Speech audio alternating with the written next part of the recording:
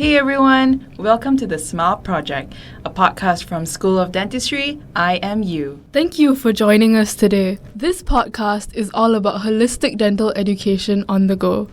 This would enhance your knowledge and attitude not only towards dentistry, but life as a whole. Tune in to hear and learn from specialists from various fields of dentistry, sharing their experience and discussing topics in the realm of dentistry.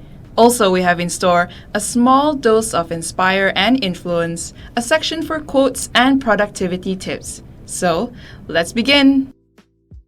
Hey everyone, welcome to another episode of the Smile Project podcast. And joining us today is Dr. Sachin Seth from the University of Dalhousie, Canada, who is currently the Faculty of Dentistry's Associate Dean of Academics. You may otherwise know him as one of the 3 supremely talented finalists in the Great Canadian Baking Show. He's here with us today in Malaysia to share his story, his trials, his tribulations, and his triumphs of becoming who he is.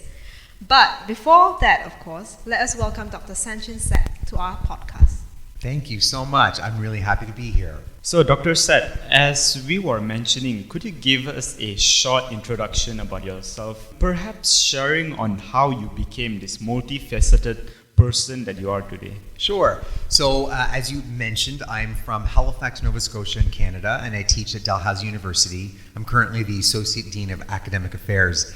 My journey, certainly to baking and cooking, as well as being a dentist, are probably all wrapped up into one whole thing, because I grew up in a family where seeking an education was paramount. There was no other option but to become educated in something. I also grew up in a family where eating was also paramount, so we ate all the time. It's certainly part of being Indian is eating, and so I grew up with a lot of food around me all the time.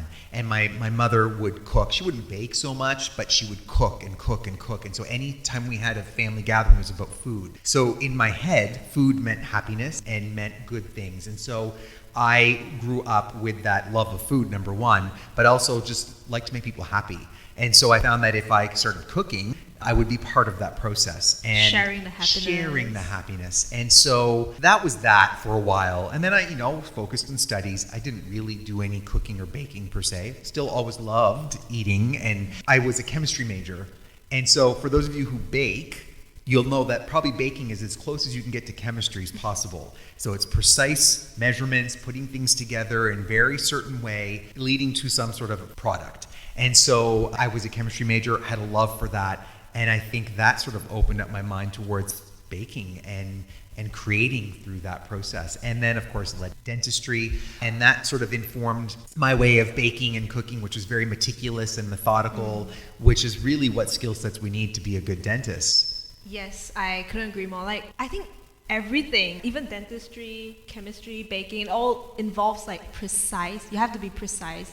Everything else you do in life, you have to be precise so that you can almost reach the perfection that you want. That's right. Even though no one can be perfect. Well, no one can be perfect ever, but we can try to be the best we can. If we aim the bar high and we get halfway there, then that's generally good enough. But if you aim the bar low and then you get to that point, that's not very good. We should always strive to be the best version of ourselves that we can, right? Yes. So. Yeah, I agree.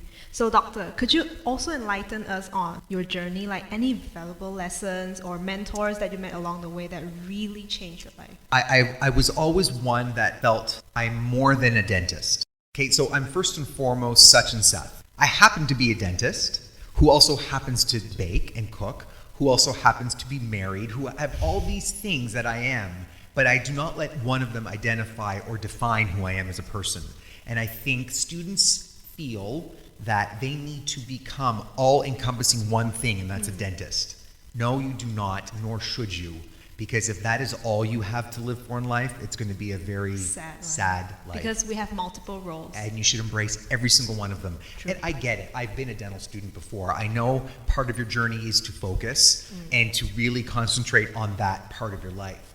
But all work, no play is never a good thing. And so I really believe that you need to, within limits, find your way of embracing the other parts of who you are so you don't ever get tired or sick of that one part. People always say to me, wow, you can cook and bake so well. Why didn't you do this for a living? Why did you go into dentistry? And I said, because if I made baking and cooking my life, I wouldn't like it as much. And so I made dentistry my life. And that's not to say I don't love dentistry, but I make sure I don't overdo it. Balance. You know, I have friends that do nothing but talk about dentistry constantly. They go to work every day, they're dentists, then they go and read journals at night, and then they go to any CE course they can that's about dentistry, and then they like to talk, and it's too much. You need to find something else to do. Because then when you wake up after a weekend and you've done nothing but, in my case, let's say baking or cooking or making cakes, and when I go to work Monday morning, I'm refreshed. I feel good. I'm excited about dentistry. So it's important to have that balance. True. Wow, that's a lot of wisdom, Doctor. How did you come across baking as your passion? Again, it all stemmed from that love of eating. So I don't think if you don't really have any passion for eating good foods, you're probably not going to be the greatest baking person or cooking person. So for me, it was like just about creating that. And I'm a creative person, so part of it was eating, but part of it was I'm creative. I like to work with my hands, and that's probably what led me to dentistry, because it's a very hand-centered thing. And then being precise and working with tricky things. And then another part was challenge. So I'll try things that I barely can pronounce. I'll try to make them just because it's a challenge. And at the end of the day, it's eggs, flour, and sugar. No one's going to die. If it doesn't work out, it doesn't work out. You know, but failure is part of the journey. And so people say, well, gosh, sometimes you make something and everything looks like it's perfect. I'm like, yes, but I don't show you the stuff that didn't work out, nor do you get to taste it. But there's been a lot of failures, and that is where I've done most of my learning. So if I had to impart more wisdom to dental students, or any student for that matter, is embrace the failure. And I know that seems so contrite to say, but I really do believe it, is if you embrace the failure, there's so much more learning to be done when you fail than when you succeed. So if you get 100%, great, good for you, you got 100%. But what are you going to gain from that other than the fact that you got that numerical score? When you don't succeed at something and you actually reflect on it, then you do a lot of learning. You gain more. You gain so much more. You're going to be way better than that person that got the 100%. Sorry. Good for you, you got 100%, but I'm on the side of the person that didn't. So very, very great sharing, Doctor. So are there any other skills from both your career and hobby that complement each other, like transferable skills that really benefit each other, dentistry and baking? Yeah, you know, I certainly in dentistry, there are times when things just don't go our way, and that can happen in baking. Certainly, like I said, with baking, it's not the end of the world. You know, if it doesn't work out, you just move on, you try again, it goes in the garbage. You don't have that same luxury when you're working with teeth. You can't put it in the garbage and start fresh. But the one thing that I've learned in either situation is when you feel yourself getting to the point where you're beginning to break down, like you're getting frustrated, the best thing to do is stop. Is just to stop what you're doing and take a step back and breathe a bit over it. You know, we're all going to be in situations where we're doing a filling on a patient or addressing something very difficult, and it's just not working. And you keep on trying and you're spiraling out of control. Stop, walk away. I know you have a live patient in the chair, but get up, walk away, take a deep breath, take 5 minutes. Your patients won't know what is going on, and then go back in the room and continue what you're doing. So that is the one thing that I certainly have learned from my baking side. If things aren't going well and I'm trying to do something very meticulous and finicky, and it's not working for me, I will get very frustrated very quickly, but then I'll stop. And that's the one thing I've learned, and I carry through that to my dentistry as well. And I'm not sure which informed the other. Was it the dentistry that taught me to do that, or the baking? In any event, it works. So that's my advice. That's the transferable skill that Yeah. you've learned. Just take a breather when it's too much. Take a breather. Yes. Step away. And get back to it again. Refresh. Exactly. Just 5 minutes is enough to just refocus and go back and try again. I agree, Doctor. So do you find it hard managing time between your career, hobbies, and family, especially as a dean as well as a chef? You know, it's really important that we create boundaries in our life. And so the time when I'm a faculty member with my students, that is my 100%. But it's that work-life balance. And so when 5 o'clock hits, that's it. I try not to answer emails from students unless they're emergencies. I focus on my home life. I make sure that that is the priority and that I'm there and I'm present. And then, of course, when I'm baking, that's something that I make a priority and I focus on, you know, but trying to do it all at the same time is overwhelming. And so, and I've had to make hard choices, you know, during the pandemic, things were different. We weren't in school. We were teaching remotely, so I had a lot more free time. And during that time, my amateur cake business went out of control. And it was like crazy busy because people weren't doing much during COVID, but they were eating cake. That is for sure. And so my name got out there through Instagram, and I started baking cakes. I had a lot of free time. And then I found myself, fast forward 2 years later, back into school teaching. And at midnight, I was still making cakes.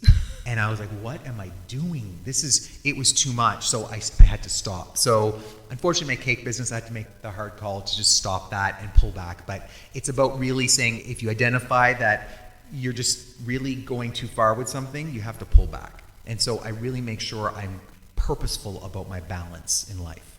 And I think as a student, most of you probably don't have home, families, children, whatever. You still have other things. You have your own well-being, you have your friends. You have to make them a priority. Like, you cannot forget about that. True. Like, sometimes you're too focused about something and then you just get carried away.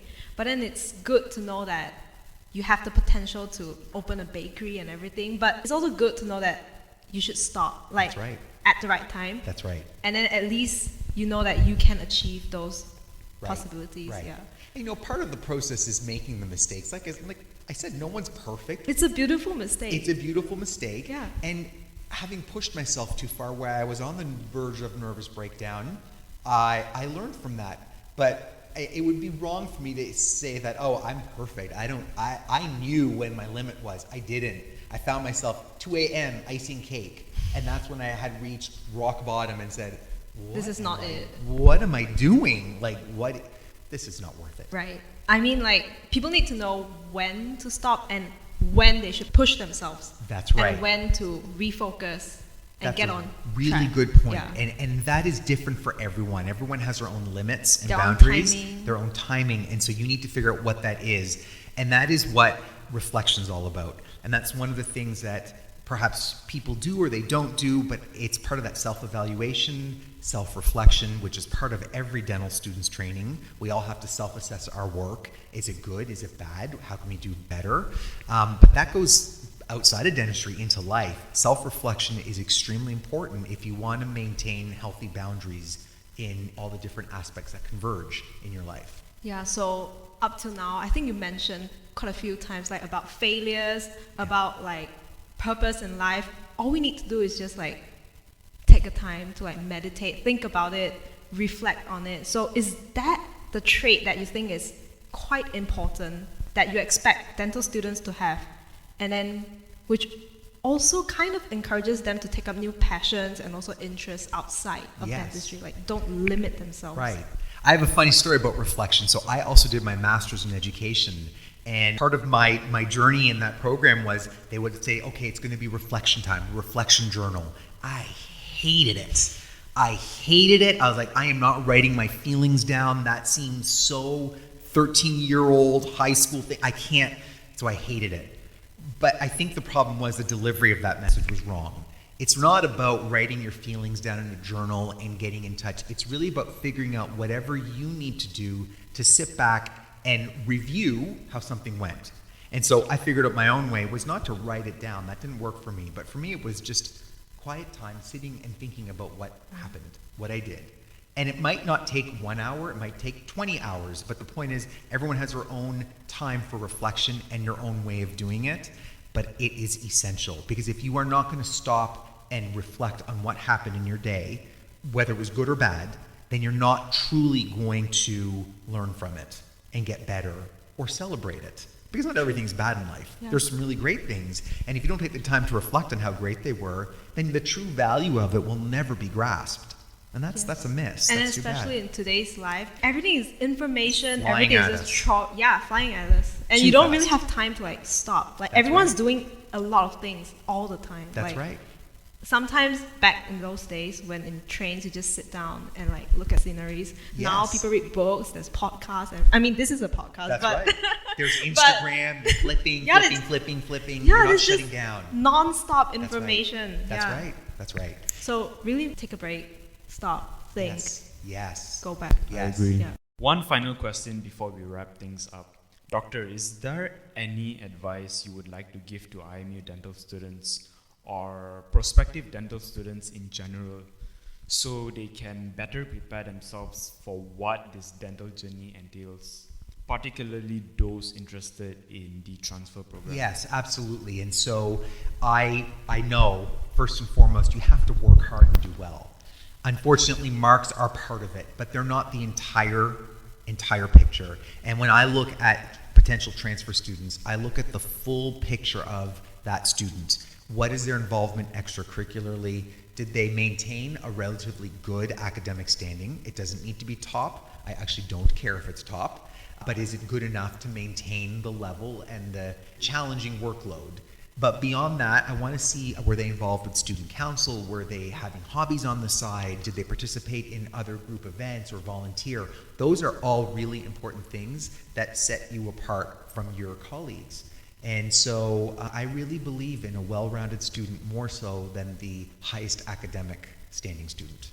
I think it's not just for dental students, right? I mean, as a person in life, you only live once. That's right. And then you don't want to just be a dentist. That's right. So you have to have something else on the side. That's right. Like I said, do not let your profession define who you are. Let you define who you are. All these things that we have in our life are part of us. But embrace your roles. Embrace, exactly. Like a diamond. There's all these different faces, but it's one face at a time. It doesn't really show you the true sparkling nature of a diamond. All of them together, that's the true beauty. So make sure that you equally represent all of those facets. Thank you for joining us today, Dr. Seth. You have shared us with your tale of how you became who you are today, and you've also provided such valuable advice, life advice even, for all of us aspiring dental students today to achieve our dreams. Thank you so much, Dr. Seth. To our listeners out there, thank you for listening to this week's episode. We hope that Dr. Seth's story has inspired you as much as it has inspired Martha and I. Do not forget to follow us on Spotify, Instagram, and Facebook too to stay updated with our bi-weekly episodes. Thank you. This was really a lot of fun. Good luck to everybody. Thanks. See you in the next episode. Bye. Thanks for listening to today's episode of the Smile Project. We hope you enjoyed. If you would like to help support the podcast, please share it with your family and friends and leave a rating or review. Thank you once again, and I'll see you next time. Bye!